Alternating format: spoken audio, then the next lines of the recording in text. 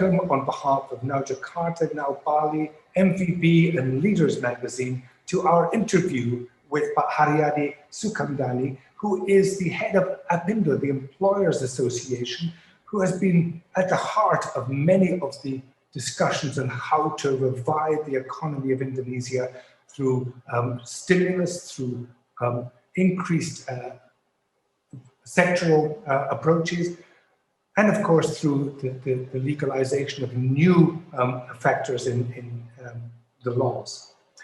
But Hariyadi, welcome, and thank you very much for being with us today.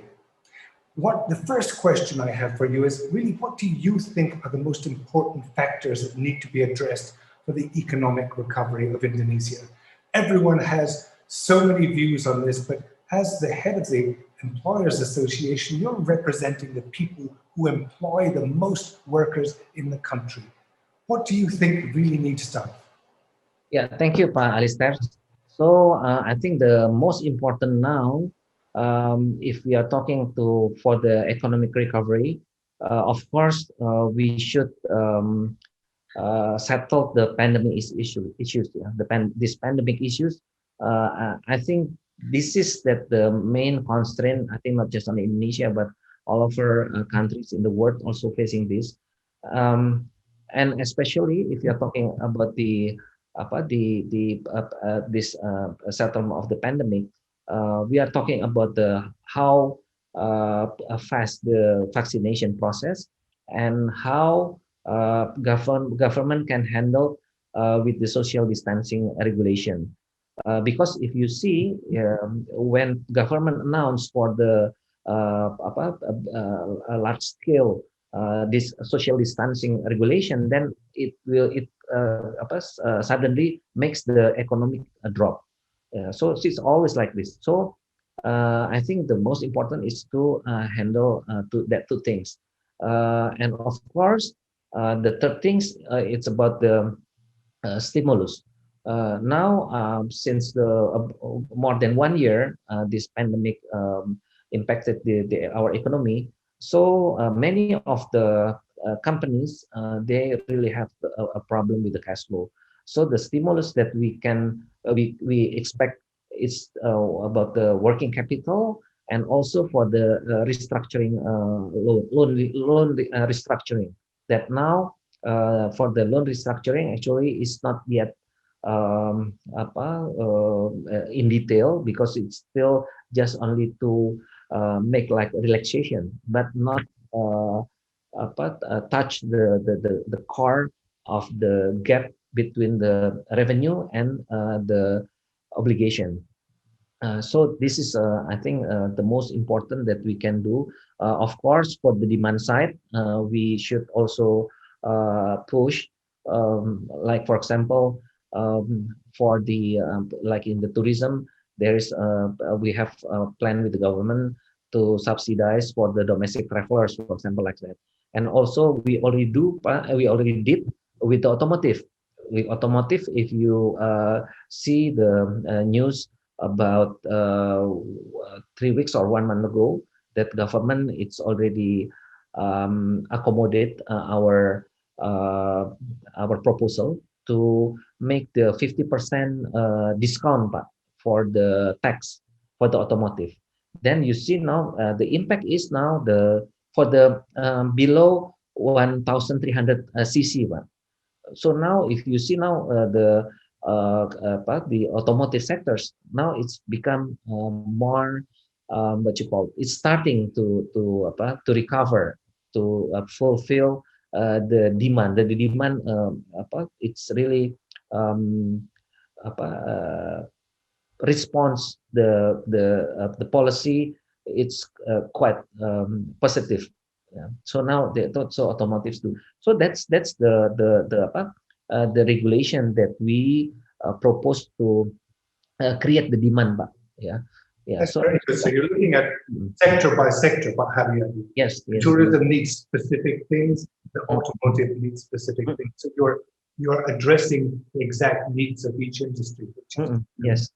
Now, behind all of this has been going on this debate for a long time about the so-called omnibus law, which seems to have a lot of people for it, quite a few against it as well. Is that the answer to the economic recovery or the long-term strength of the economy? Why are there so many objections to it if it's good for the economy? Yeah. So if you are talking about the omnibus law, Pak, um, if you're talking about the strong objection, I think it's more from the politician. If you're talking about of the real sectors, I think the response is very, very positive from the domestic and also for the international investors. Yeah, I don't ever heard about the negative comment on the omnibus. So I think because omnibus law, it's for the job creation, Pak. So I think we can see later the process, because now since the pandemic is still it's still there. So of course we have the problem to make the full implementation because the situation. But if you see the response now, many of the companies, local and also the international, they already have the commitment to make an expansion and also to further new investment.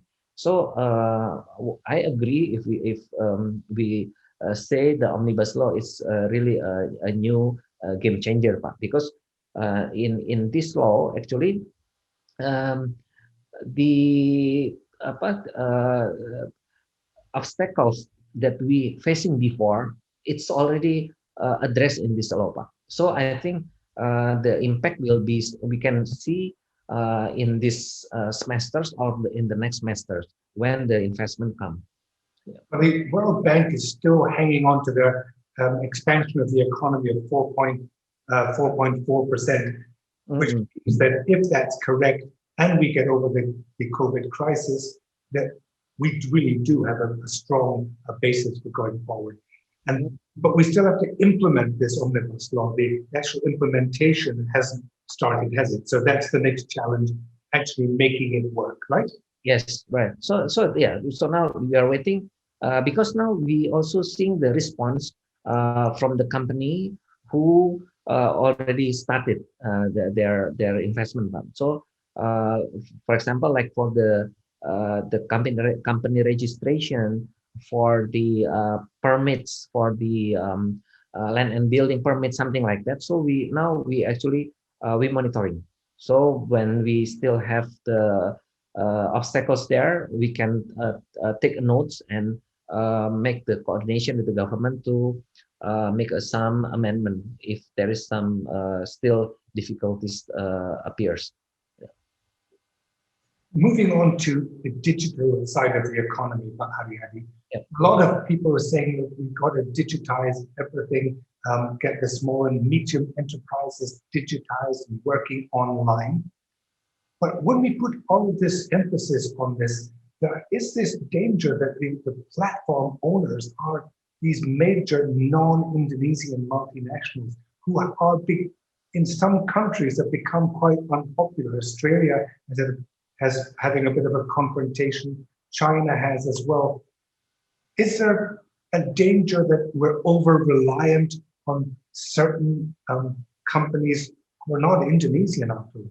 I mean, it's a question I haven't heard answered, but this is something which could emerge. Yeah, I think about the globalization for the digital players, but not just only Indonesia have the impact from the China corporation who they are doing in this business. But many also countries all over the world have the same situation actually. And if you are talking about the e-commerce platform, you can see the players is also limited, just only a certain name there. So they are playing everywhere in the world. So the country just only starting with the startup company, then the giant will come to to take the stakes there, or to strengthen the startup company. So I think like that all the countries do. And now I think the most important is to make the same competition, or same playing field between the online and the offline competition. But I think that's more important. So now in Indonesia, that facing the problem, then Pak Jokowi is quite angry, and he said that the campaign to what you call the hate for the international products. I think that's the expression of uh, to really frustration uh, to counter the international, or to the for the import product to Indonesia with the cheap price.